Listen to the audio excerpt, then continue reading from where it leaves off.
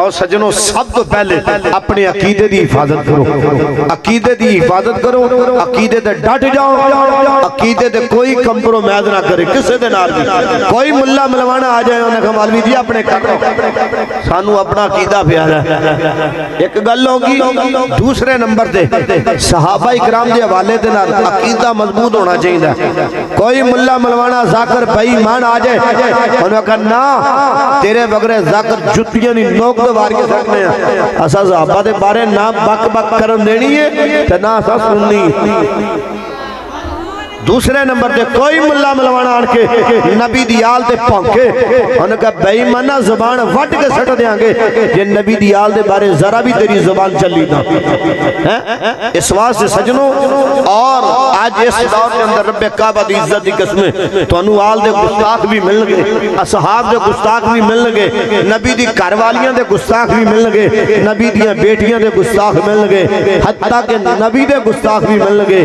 ایک ہی واحد فرقہ ہے اہل سنت و جماعت دا فرقہ ہے، رب کعبہ دی عزت دی قسمیں انہاں وچ آل دا بھی حیا ہے، نبی دی اصحاب دا بھی حیا ہے، نبی دی ازواج دا بھی حیا ہے۔ جن دے سر تے اللہ نے عزت دی پگ رکھ جڑی ہر اس عزت دا دی اہل سنت والے عزت کرتے ہیں۔ اس واسطے اپنے عقیدے دی حفاظت کرو، نبی دے نال پکی سچی محبت کرو، انج کرو جویں جناب ابو بکر صدیق کر گیا، جویں عمر پاک کر گیا، جویں عثمان پاک مولا علی کی تھی۔ نہیں اج دے کمینے بے ایمان نبی دی ذات بھی پھونکدے نے، اج نبی دے اصحاب دے بارے بھی پھونکدے نے۔ تو کسے نے صحیح آکھیا قدر نبی دا ایک ہی جانن دنیا دار کرینے، جے ذوق ہے تے پوری محبت نہ کو سبحان اللہ۔ پھر کہہ لینا پھر ایدہ ہی کہہ لینا قدر نبی دا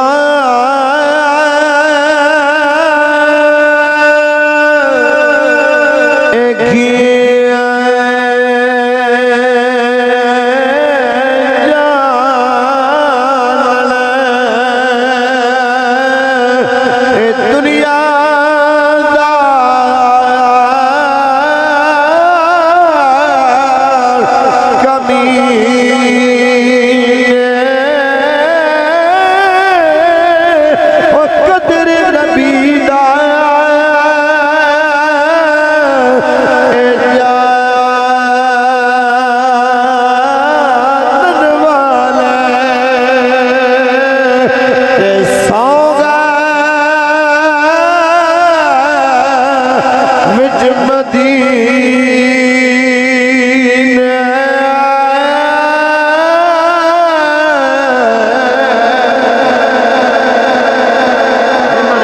نبی دا کیتا آج بھی انہوں نے مزار زندہ جب پونکڑ والے ہیں آج بھی کوئی نام ہی کوئی نہیں۔ تو اس واسطے سجنوں اپنی عقیدے دی حفاظت کرو۔